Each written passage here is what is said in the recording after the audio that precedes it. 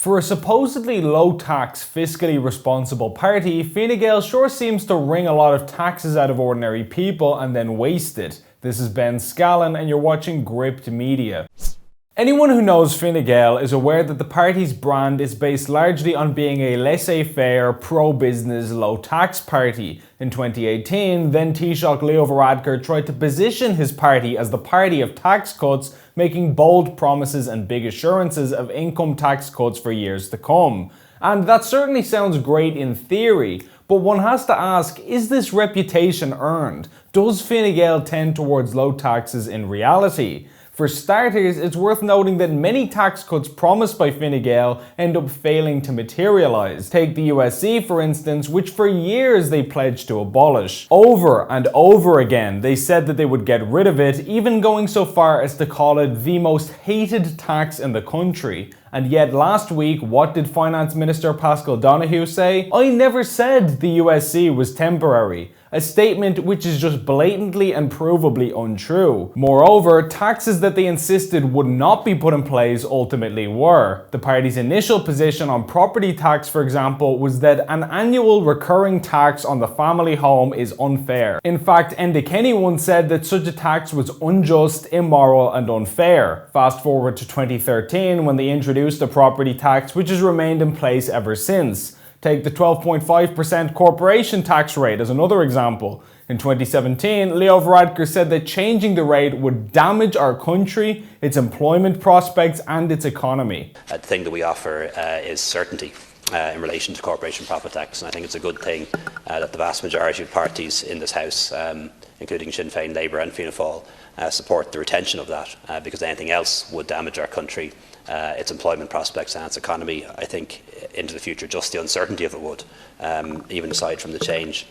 Smash cut to 2021 and lo and behold, the 12.5% rate has been raised to 15% under international pressure. And in fact, Finance Minister Paschal Donohoe even admitted that this move would lose us billions even as he signed up to the deal anyway. In addition to this, many new taxes have been introduced, including the ever-increasing carbon tax, which is set to continue rising annually for the next decade or so. The government is discussing introducing a media tax to bail out failing journalism bodies, even as the cost of living skyrockets nationwide. As the housing crisis continues to grip the country, it's worth noting that according to the SCSI, as much as 16% of housing cost is purely various government taxes and levies. What this means is, if you bought a house for €350,000, 56 grand of that would purely be going towards various government charges and not a part of the actual house cost itself. So in short, to summarize, taxes that the government have said they would get rid of, they haven't. Taxes that they said they wouldn't introduce, they have.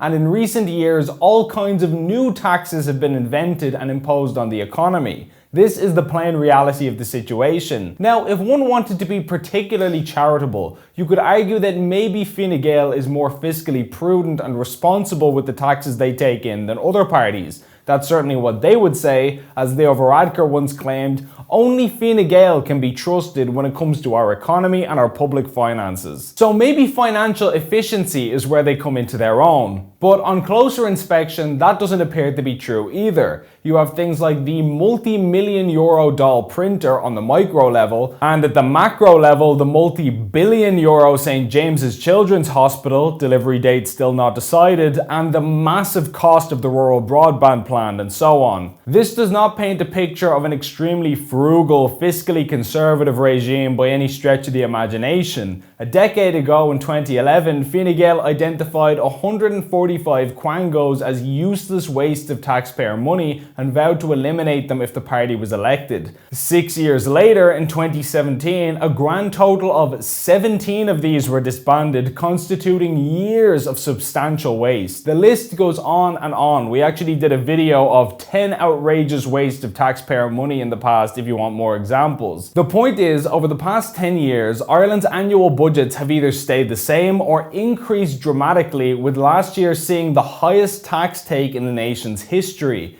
And yet almost any public service you can name has either failed to improve or has gotten substantially worse as time goes on. Healthcare is a catastrophe, housing is a disaster, law and order is spiraling out of control, the defence forces are in bits, the roads are riddled with potholes. In other words, almost every year the government has more and more money and more resources than it did before, and yet everything seems to stay crap at best or get even worse. It's like the more taxes the public forks over, the faster everything deteriorates. And so at a certain stage, it's worth asking ourselves, is this fiscal responsibility? Is this what economically conservative governance looks like? This country urgently needs to have a conversation about the role of the state in the economy and face up to the reality that giving the government ever more financial resources does not necessarily mean better services. If every fiver we give ends up in the paper shredder that is bureaucratic waste, then increasing taxes will not yield any measurable results.